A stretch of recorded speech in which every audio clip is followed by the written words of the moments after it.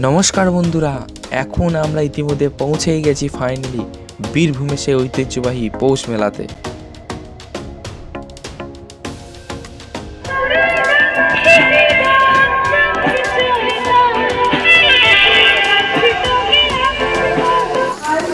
কেমন লাগছে?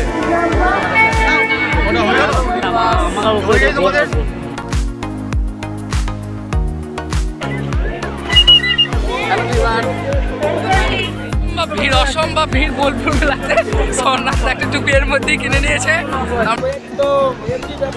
দেখছো বোলপুর মেলাতে দাদা বলছে দারুণ ব্যবসা। নমস্কার বন্ধুরা, সকলকে আমাদের ইউটিউব চ্যানেলে স্বাগত জানাই। আজ আমরা বেরিয়েই পড়েছি বোলপুর পৌষ মেলার উদ্দেশ্যে। তো চলুন সম্পূর্ণ ভিডিওটা দেখতে থাকুন, আর আমাদের চ্যানেলে নতুন হয়ে থাকলে চ্যানেলকে সাবস্ক্রাইব করে পাশে থাকুন। তো চলুন ভিডিওটি শুরু করা যাক। ইতিমধ্যে আমরা বোলপুর মেলার মধ্যে প্রবেশ করতে পৌঁছাচ্ছি। এখন সময় ঘড়িতে বেজে সন্ধ্যা 7টা। তো ইতিমধ্যে ভিড় কতটা সেটা দেখতেই পাচ্ছেন। এই হচ্ছে বীরভূমের ঐতিহ্যবাহী বোলপুরের পৌষ মেলা, শান্তিনিকেতনের পৌষ মেলা। আমাদের শান্তিনিকেতন আমাদের গর্ব, আমাদের ঐতিহ্য, বীরভূমের ঐতিহ্য। বিভিন্ন দূর দূরান্তের মানুষও পর্যন্ত ছুটে আসেন এই শান্তিনিকেতনের পৌষ মেলা দেখার উদ্দেশ্যে।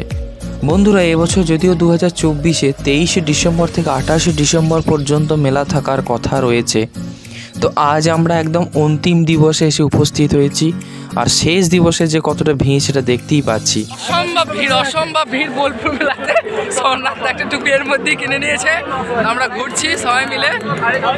এই হচ্ছে বোলপুর মেলা। চলো লেটস গো, ঘুরি। বন্ধুরা, ইতিমধ্যে আমরা কিন্তু মেলার মধ্যে মাঝখানের মধ্যে প্রবেশ করেই গেছি। তো একথা বলাই যায়, মেলার মধ্যে আজ এই অন্তিম দিবসে যথেষ্ট পরিমাণে ভিড় ছিল, কারণ আজ যেহেতু মেলার অন্তিম দিবস। আর এই স্থানটিতে সবাই ফটো সেলফি তোলার জন্য সবাই একদম পাগল হয়ে গেছিল।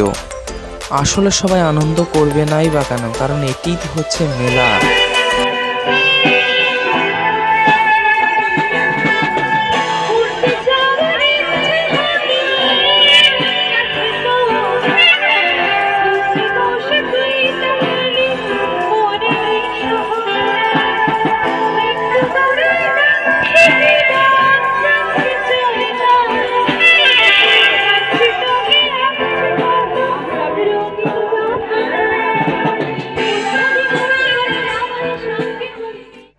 তবে বন্ধুরা, এই শীতের মধ্যে এই রাত্রিতে একটু কি চা পান করতে পারি না?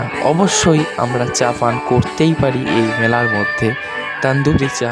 তো চলো আমরা তন্দুরি চা একটু পান করি।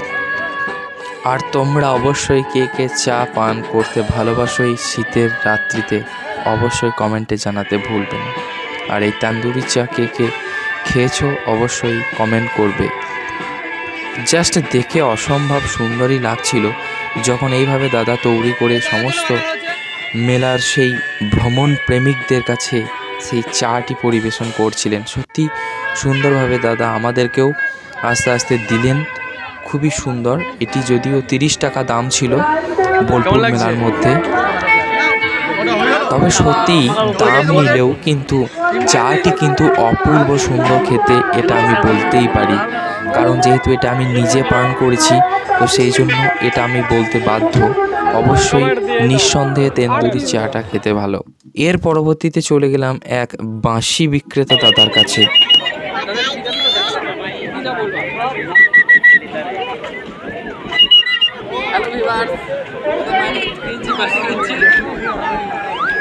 বন্ধুরা, বোলপুর মেলার মধ্যে আপনি যেই জিনিসটাই বা দেখুন না কেন, সত্যিই মন ভালো হয়ে যাবে। কারণ কিনতে না পারলেও মন ভালো হয়ে যাবে, এ কথা আমি বলতে পারি। এখন আমরা আস্তে আস্তে প্রবেশ করছি বিশ্বভারতী প্রদর্শনী মাঠের দিকে।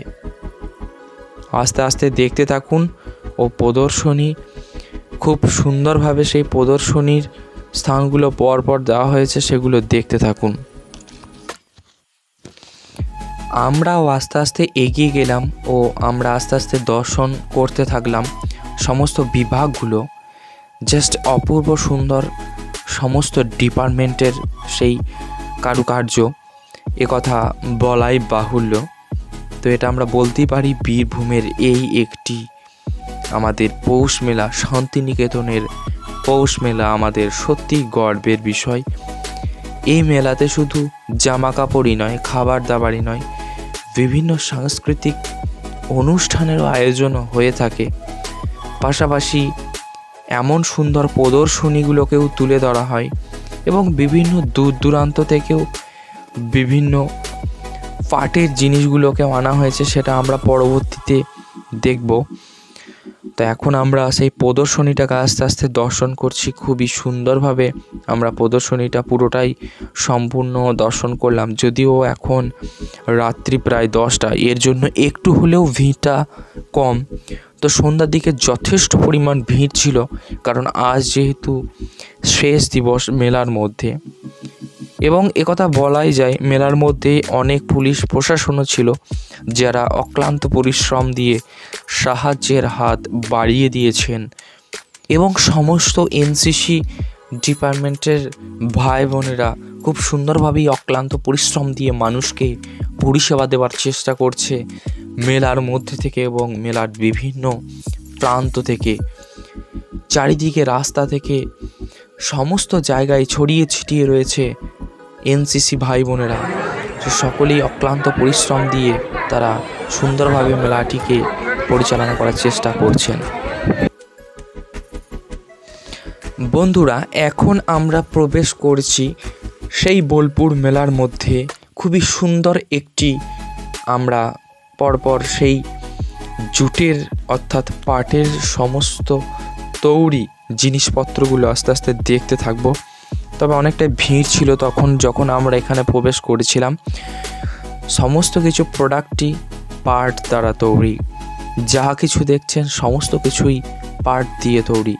যদিও দামটা হয়তো একটু বেশি, তবু জিনিসটা সত্যিই খুবই অপূর্ব সুন্দর। তবে আপনারা অবশ্যই সংগ্রহ করতেই পারেন যে কোনো জিনিস। অরিজিনাল ম্যাটেরিয়াল, সমস্ত কিছু ম্যাটেরিয়াল পার্ট দ্বারা তৈরি। এমনকি এই যে জুতোগুলোও দেখছেন, এগুলোও পার্ট দ্বারা তৈরি। তো জুতোগুলো আমি সর্বনিম্ন ছিল ওখানে 300 টাকা থেকে শুরু। সেই দামটা আমি জিজ্ঞাসা করলাম। এই যে জুতোটা দেখছেন, তো এই জুতোটা 300 টাকা দাম, যেটা আমি ভিউ করে দেখালাম সামনে।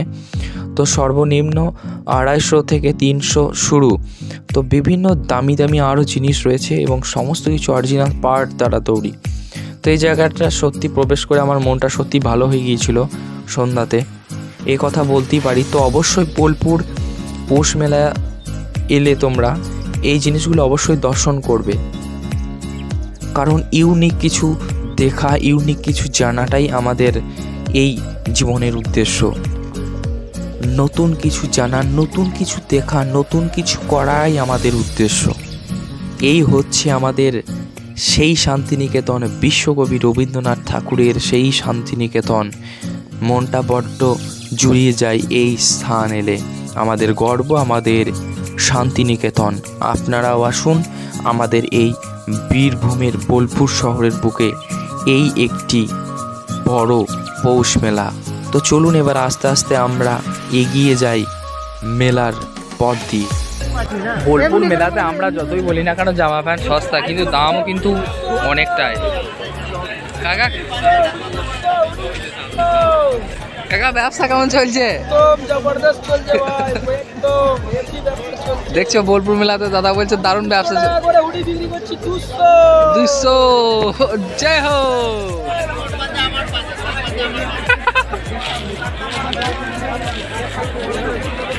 এরই নাম বোলপুর মেলা। বোলপুর মেলা মানেই কোথাও সস্তা, কোথাও আগুন চড়া দাম। আপনাকে দেখে শুনে প্রত্যেকটা জিনিস কেনাকাটা করতেই হবে। তবে হ্যাঁ বন্ধুরা, আপনি যদি দেখে শুনে কিনতে পারেন তবে অবশ্যই আপনার কিন্তু সাশ্রয় হবে, এটা আমি বলতে পারি। এবার আমরা আস্তে আস্তে মেলার শেষ প্রান্তে এসে উপস্থিত হয়েছি। তো এখন আমরা রয়েছি শিশুদের মুক্তাঙ্গন, অর্থাৎ শিশুদের খেলার অনেক কিছু জিনিস এখানে রয়েছে। পাশাপাশি এখানে দুয়ারে সরকার ক্যাম্পে যে সমস্ত প্রকল্পগুলি চালু করা হয়েছে সেই সমস্ত জিনিসগুলো তুলে ধরা হয়েছে। এছাড়া আরও অনেকগুলো হাতের কারুকার্য করা সুন্দর সুন্দর অনেক জিনিসও দেখেছিলাম, কিন্তু সম্পূর্ণটা তোলা হয়নি এই কারণেই, কারণ যথেষ্ট পরিমাণ সন্ধ্যাতে ভিড় ছিল। এখন আমরা এই রাত্রি 10:30 নাগাদ এই ইলেকট্রিক নাগরদোলার কাছে এসে উপস্থিত হয়েছি। তখন হাতের সেই কারুকার্যগুলো, যেগুলো বোলপুরের ঐতিহ্য, বাঁশ দিয়ে অনেক কিছু যেগুলো তৈরি করা হয়, তারপর আরও অনেক হাতের কাজ যেগুলো বলে বোঝানো যাবে না না দেখলে, তো সেগুলো সত্যি তোলা হয়নি, যথেষ্ট পরিমাণে ভিড় ছিল। বন্ধুরা, এবার আমরা ইতিমধ্যে এসে পৌঁছিয়ে গেছি ইলেকট্রিক নাগরদোলার কাছে। জাস্ট অপূর্ব সুন্দর লাগছিল পুরো ভিউটা, আলোক সাজে সজ্জিত পুরো বোলপুর শহর।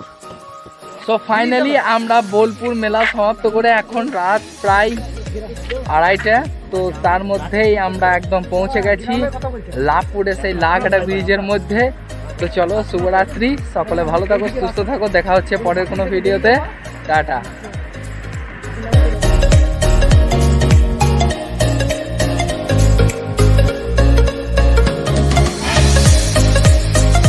বন্ধুরা, এই শীতের রাত্রেও, তখন রাত্রি 2:30, এভাবেও গাড়ি দাঁড় করিয়ে আনন্দ করা যায়।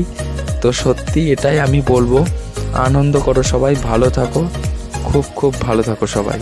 ধন্যবাদ।